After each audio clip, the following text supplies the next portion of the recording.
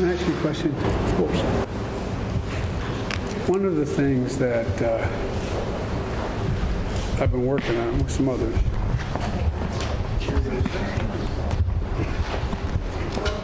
Still up for debate whether that worked on The Sopranos. Clearly didn't work here. President Biden cut off mid-sentence after he goes off script during a wildfire briefing. So this begs the question, who is making the call to mute the commander-in-chief? Let's ask Fox News contributor Joe Concha. Joe, he said that he was going to take a question from a reporter, and then you saw the feed faded to black. What's your reaction? My reaction is I can't believe, Todd, it's 14 years since that Sopranos ending. We're getting old.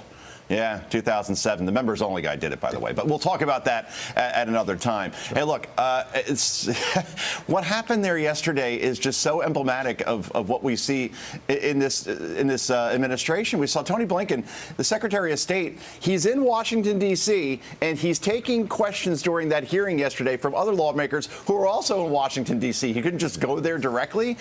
So I find that interesting, the whole virtual thing. But look, if this was a one-off with the president, it would be a nothing to see here situation because technical problems do happen. But now this has happened at least 3 times now in the last couple of months. Last month, Biden's audio abruptly goes out right before he's supposed to answer a question on the disastrous military withdrawal in Afghanistan. A few months ago, his feed went out just as he said he was happy to take questions during a virtual event. And again, this isn't dial-up internet in the AOL You've Got Mail days. And Carly, that was a thing once. Believe me, you were just born at that time. I'm way too young for that. Thank you. Thank you for confirming my youth. Exactly.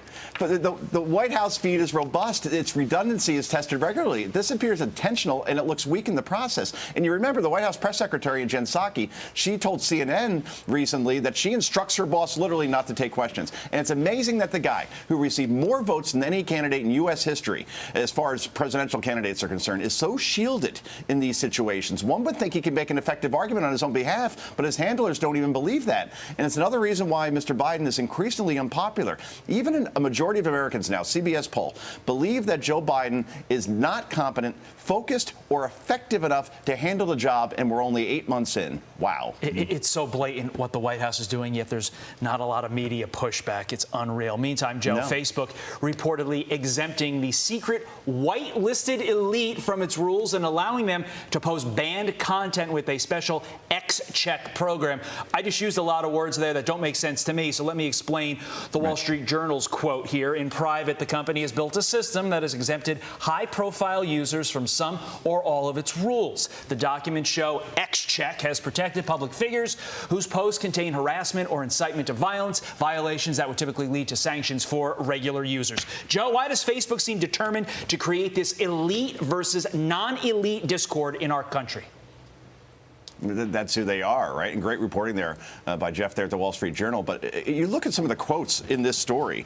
It's amazing. These are in actual documents. It's not like a he said, she said sort of situation. Quote, we're not actually doing what we say we do publicly, unquote. Quote, Facebook routinely makes exceptions for powerful actors, unquote. Quote, these people can violate our standards, unquote. Look, obviously it's hypocritical. It's dangerous given the power and ubiquity of Facebook. There's more than 220 million Facebook users in the U.S. alone. 86% of Americans get their news online, many of whom get it through social media like Facebook. Now, here's the bad news, all right? If you're upset about this or angry watching this at home, Facebook is a private company. It could do what it wants. We keep hearing from our leaders in Washington they want to break it up, but it never seems to happen, does it? Because we hear it's hopelessly biased, and yet you see who holds the power and leverage here.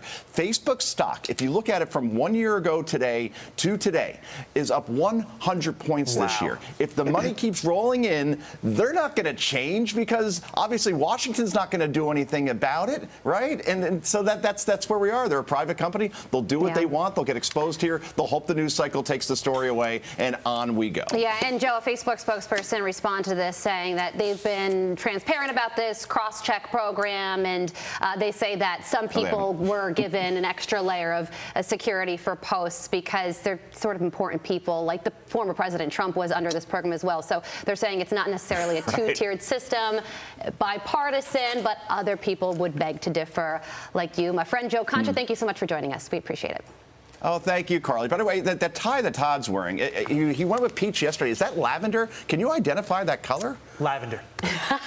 Officially Lavender? Yes. Not magenta? Well, Lavender. Okay, good. technically, We're I going would to do call this it every pink. day. Lavender. I would call it pink with blue spots, which Lavender. would make lavender. We got to in go, essence. Joe.